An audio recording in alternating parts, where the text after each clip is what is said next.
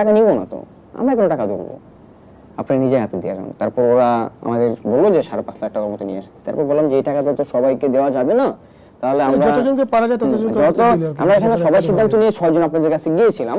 এখানে যদি আমরা সবাইকে টাকাটা দিতে যাই তাহলে সবাই পাবে না, না পাওয়ার ফলে কি দেখা যাচ্ছে যারা পায় নাই তারা আমাদের উপর ক্ষিপ্ত হয়ে যাবে। তাহলে আপনি নিজেদের হাতে দেন, ক্ষিপ্ত থাকলে আপনার উপরে থাকবে। 20-30 জনকে হয়তো দেওয়া যাবে এরকম কিছু? না না, কিছু মানুষ, বেশি মানুষকে দিচ্ছে, অনেকেরই দিচ্ছে। তারপর ওরা মানে অ্যামাউন্টটা সবাইকে অনেকেরই দেয়। দেওয়ার পর আমাদের নিচে যখন আসে তখন 4টা খাম নিয়ে আসে। তখন আমাদের নিচে আপনার আরো মানে যারা টাকা পায় না এরকম ছিল প্রায় 30-এর উপরে। তো আমরা বললাম যে 4টা খাম যদি 4 জনকে দেন বাকি মানুষগুলো পাবে না, ওরা সবাই আমাদের উপরে ক্ষিপ্ত হয়ে যাবে। এর চেয়ে বেটার হবে আপনি এই খামগুলো দিতে হবে, আপনি এগুলো নিয়ে যান, আবার পরবর্তী সময়টাতে এসে এই ফ্লোরটা তারপর দিয়ে যাবেন। যে আমরা এইবারে উপরে দিয়ে গেলাম, পরের বার এসে আমরা আবার এখানে শিওর এই ফ্লোরটা দিয়ে যাবেন আর কি। আমাকে দিতে হবে না, আমি পেয়ে গেছি। আমি এটা ওদের সার্ভিস ভাই ওখানে মানে ক্যাম্পাসে বলে আসছি, আপনি আমাকে দিবেন। কয় হ্যাঁ আমি তো তোমাকে চিনি। আমি বলছি আপনি আমাকে দিবেন তো, আমার লাগবে। যারা পায় না তাদের দেন, যারা পায় না, যারা খুবই কষ্ট চলতেছে তাদের দেন। তো ওরা পরবর্তী সময়টাতে মেবি আর আসে নাই। তার মাঝখানে একদিন ওনার মামা আসছিল, আয়সা দেখা যাচ্ছে যাদের হাত পা নেই বা খুবই খারাপ অবস্থায় তাদের মেবি একটা অ্যামাউন্ট দিচ্ছে আর কি। কাউকে দেখা যাচ্ছে যে 50,000, কাউকে 1 লাখ, এরকম করে 8-10 জনকে দিচ্ছে। বাট সবাই কিন্তু পায় নাই। তো আমার তো যারা পায় নাই তারা কিন্তু এখনো পায় নাই।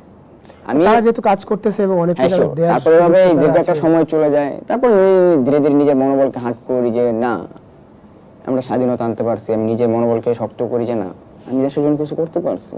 দেশের মানুষ যত আমাকে এভাবে দেখছে, আমাদেরকে নিয়ে ভাবতেছে, আমাদেরকে নিয়ে কাজ করতেছে, এখন আমি আমার হাত হারিয়ে প্রাউড ফিল মনে করি, প্রাউড ফিল পাই নিজের প্রতি একটা, যে না আমি কিছু করতে পারছি। আমি লড়ে হলো, আমার হাতটা দিয়ে হলো, আমি দেশের জন্য কিছু করছি। মানে সেই সফলতাটা নিজের কাছে মনে হয় লাস্ট পর্যায়ে জানি যে একটা স্ট্রং করলাম যে না আমার দ্বারা কিছু হয়েছে। আমার একার দ্বারা এরকম না, ওই 18,000, 20,000, 25,000 সকলের সমন্বয় তো আসলে ওই 1,000 নিহত সবার দ্বারাই হয়েছে। ওই আমরা যে শুধু আহত হয়েছি যারা, তাদের দ্বারা হয়েছে এরকম না। আমাদের সাথে আর অনেক মানুষ ছিল, অনেক পার্সন ছিল যারা আমাদের সাথে মানে সাথে থেকে লড়াই করছে। হয়তো ওরা আহত হয় নাই বা নিহত হয় নাই, কিন্তু লড়াই করছে। আমরা কিছু একটা করতে পারছি দেশের জন্য। আমরা হাত দিয়ে হলেও দেশকে স্বাধীনতা, যদিও আমরা মানে অনেকে স্বাধীনতা বলে, বাট আমি স্বাধীনতা বললেও একটা সময় ভাবি কি স্বৈরাচার বাগিয়েছি। কারণ যুদ্ধ তো 71 হয়েছে, স্বাধীনতা 71 হয়েছে। বাট আমি এরকমটা ভাবি বেশিরভাগই যে আমরা স্বৈরাচার বাগিয়েছি। আমরা আমার হাতের বিনিময়ে হলো আমরা একটা স্বৈরাচার সরকারকে বাগাতে পারছি, আমরা একটা শান্তিসম্পন্ন দেশ পাইছি। এখন আমরা যদি পরবর্তী সরকার যে আসুক, সে যদি চায় বা আমাদের দিকে তাকায়, তাকে যদি দেশটা সুন্দরভাবে নিয়ে যায়, দুর্নীতিমুক্ত করে, শান্তি সম্পন্ন করে, সাধারণ জনগণের পাশে দাঁড়ায়, সাধারণ যারা আছে যাদের খেটে খাওয়া মানুষগুলো চলতে খুবই কষ্ট হয়, তাদের দেখে বা তাদের চাওয়া কি, তাদের এরকম ভাবে চাও না যে আমাদের টাকা দেন।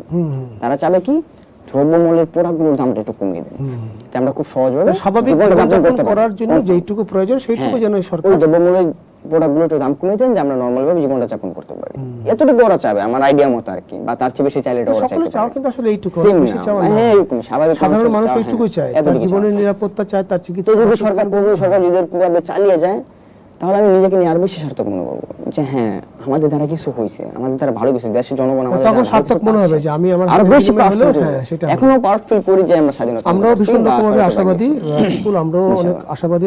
আমরাও চাই যে বাংলাদেশ যে স্বপ্ন নিয়ে আজকে এই জায়গাটা দাঁড়িয়েছে সেটা যেন পরিপূর্ণভাবে হয়, মানুষ, সাধারণ মানুষ থাকে শান্তিতে, এইটুকু চাওয়া।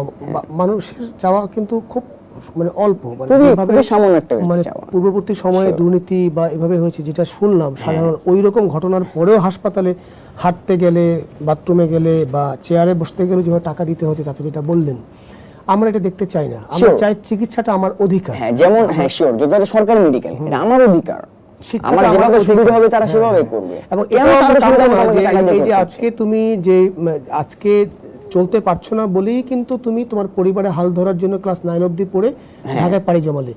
তোমার যদি পরিবারে সেই সক্ষমতাটা থাকতো তাহলে তুমিও পড়াশোনা করতে, তুমিও একটা জায়গায় শিক্ষিত জায়গা, এটা তোমার আত্মত্যাগ দেশের জন্য। তো আমরাও আশা করি যে নিশ্চয়ই সেই সুদিন ফিরে আসবে।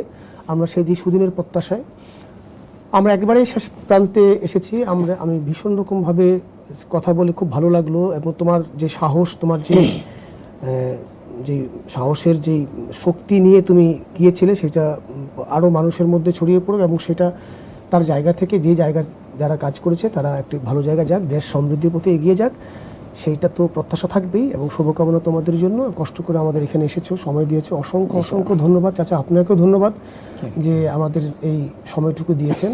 এবং আমি চাইবো যে তোমার জীবন আবার, ঠিক আছে, যেটা তো নাই সেটা তো আসলে স্বাভাবিক, এটা তো কোনো অনুদানের মাধ্যমে জীবনে ফিরে আসবে না, কিন্তু অবশ্যই হবে এটা। জীবনযাপন করো, তোমার মানে সামগ্রিক জীবন খুব ভালো কাটুক সেই প্রত্যাশা রাখছি।